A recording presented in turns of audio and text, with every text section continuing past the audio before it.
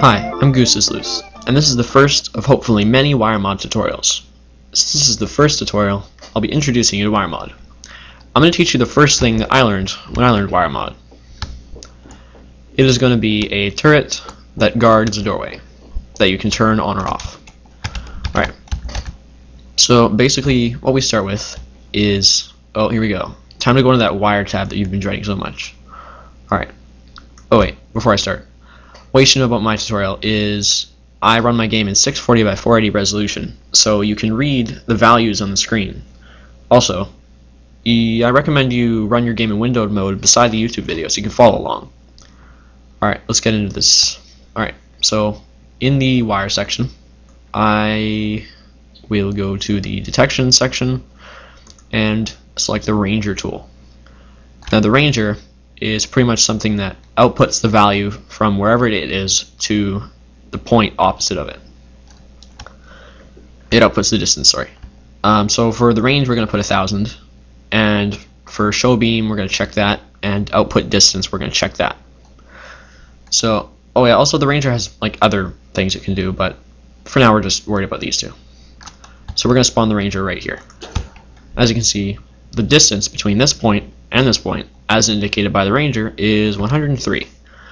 But when I go in front of it, it changes to 67, because that's the distance between me and the Ranger. So, let's move on to the next part. Go to the gates in the control section, and select a comparison gate. And we're going to get a less than gate. And let's put that right here.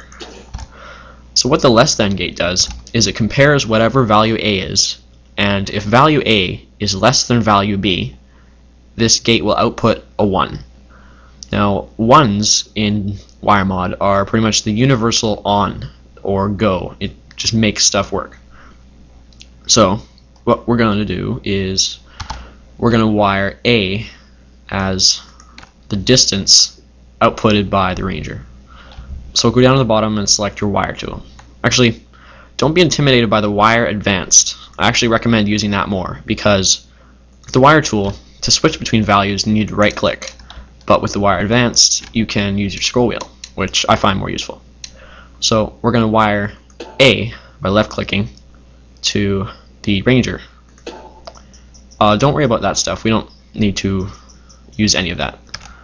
Alright, so now we need to make value B, and for that we're going to use a little thing called constant value, which is in the input-output section of the wire tools. And for the value, we're going to use whatever this is rounded down. So in this case, 103.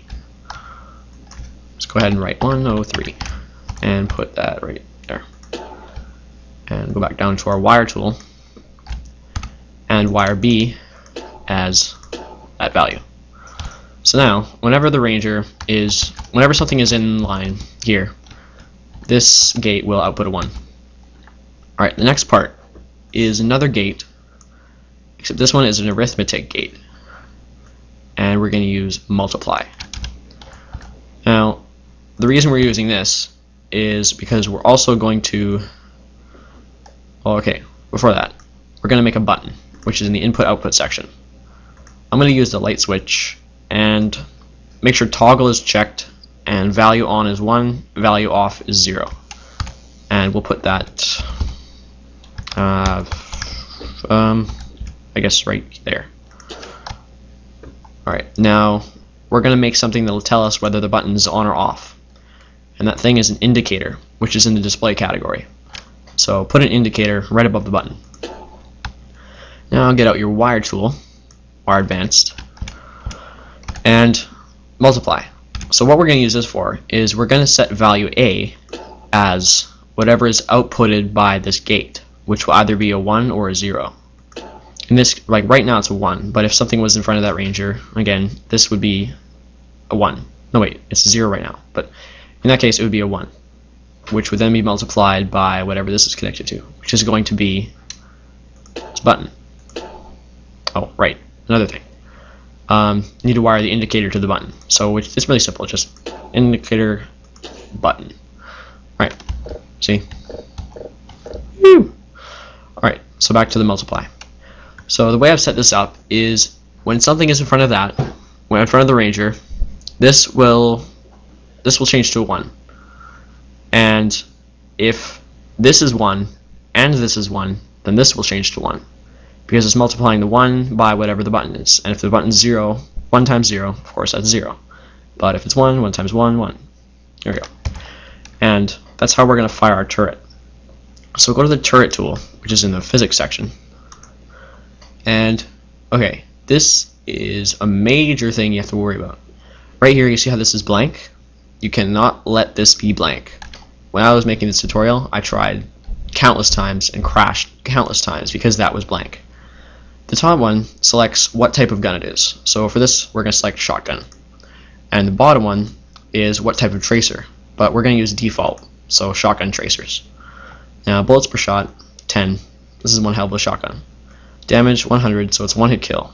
Bullet spread will be 0.5. Bullet force will be 500. Delay, since it's a shotgun, make it more realistic and do it half a second. And tracer, don't worry about that. So we're going to put our turret right here. There. Now to make this turret shoot, we're going to go to our wire tool and wire it to our multiply gate. So now whenever our multiply gate equals 1, the turret will fire. So as you can see now, if I go in front of this, I don't die because 0.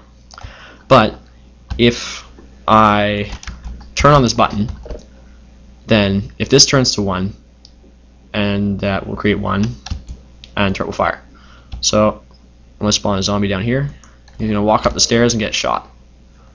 That's going to take too long. Come on. Come on. Bam!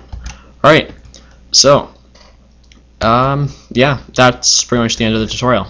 Hope you have fun with your security system to keep your home safe. And look out for some more tutorials soon to come. See ya.